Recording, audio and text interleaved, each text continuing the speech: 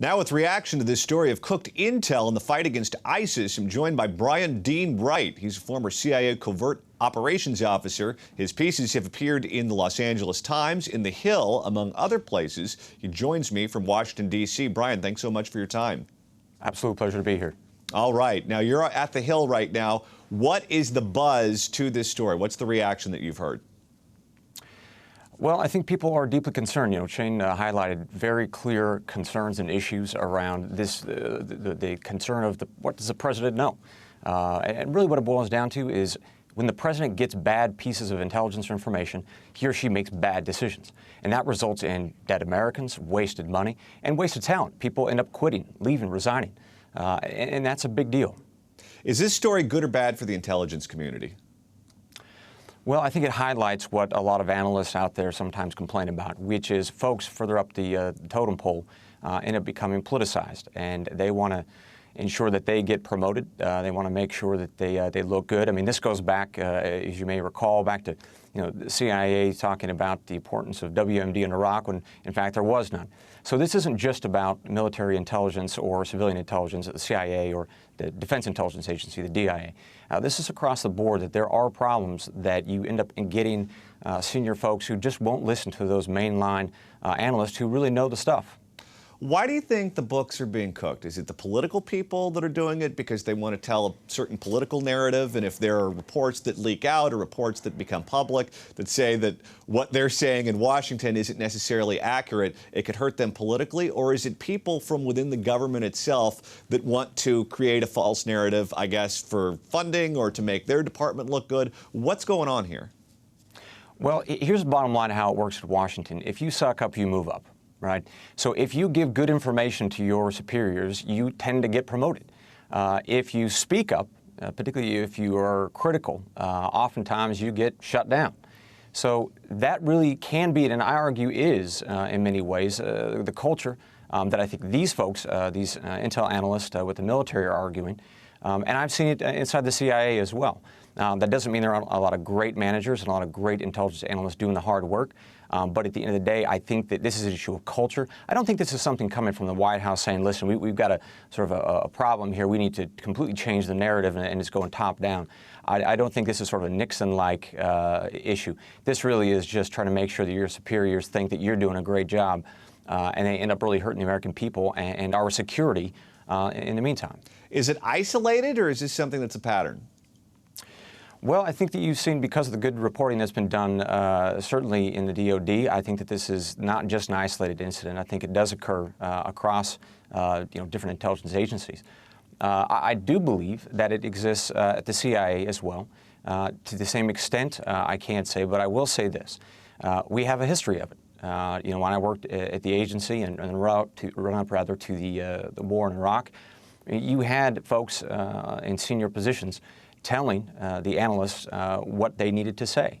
And those folks ended up getting shut down, and we pushed forward with the George Tenet's famous slam dunk wording. So it's a problem, and it will only get resolved when people recognize and realize that we need to make sure that the analytical community has the ability, the freedom, to look at the various points of data that they're seeing and report on it honestly, without fear of reprisal, without fear of being demoted or lack of opportunities to go different places in the world, etc. There is a punishment if you do stand up one too many times. The man knows how to take care of you. Brian, do you think anyone has died in the government, any civilian, anyone working in any industry related to diplomacy, defense contractor, what have you, because of these cookbooks? Well, you raise a really important question, and I think that the Inspector General at the Department of Defense and the folks on the Hill looking into this, that's going to be something that they're going to be asking as well. They're going to want to know that based on this intelligence and this information, when it got to the White House, did the White House make a decision to deploy new people to different parts of the world, and those individuals ended up getting in harm's way? Were they injured or were they killed? Those kinds of questions will be asked. In addition, we should be talking about how much money we ended up spending on some of these programs that the analysts were saying weren't going to work. It's one thing to lose a life, which is horrific in and of itself. You toss on wasting, taxpayer dollars. That's horrible as well. But bottom line, if people got hurt because of this kind of garbage, they should pay the price for it. Do you think there's any relation at all between what we saw in this bombshell report and what happened to our embassy in Benghazi, or the American government being caught flat-footed when there was a revolution in Egypt? It seems like our on-the-ground intel across the board over there, at least for these disasters, was bad. Is it because the Washington establishment got a rosier picture than was actually the case? I think let's take Benghazi, specifically Libya. The president has now gone on record, finally, as saying that they did a very bad job at planning for the day after. There's been some incredible reports about this in the past, but the president's finally owning up to that. And I tip my hat to him for doing it, because we have really screwed up that country. And we knew going into it that we'd have one heck of a time and a great challenge in terms of the day after. How do you recreate the Libyan state after you kill Gaddafi? It's not just that easy, right? And we're responsible for that. Now you have a bunch of folks who are radicalized, who are leaving Libya, going to other places to create jihad, to include Europe. I mean, look at all the refugees that were using refugee status as a cover, to infiltrate into Europe. So that spread of radical Islam really has to come back to that bad decision-making process. I don't think it was a case of bad intelligence. I think we knew what we were going to face. I just don't think that the policymakers did a good job of ensuring that we knew what was going to happen the day after. And I think you see a lot of that in Syria as well. What scares you most right now? Because it seems like every day you pick up a newspaper, there's some different threat, there's a different cell, there's something going on, a hornet's nest going on across the globe, there are lone wolves here. At this point, what's the biggest threat? What's the biggest problem? Well, let's start narrow. In terms of the counterterrorism field and world, I think it's absolutely the numbers of folks who have fled into Europe with the potential to get passports to fly wherever they want to include the United States. They have both plans and intentions to get nuclear material to create a dirty bomb. The president doesn't believe that at the end of the day, is an existential threat.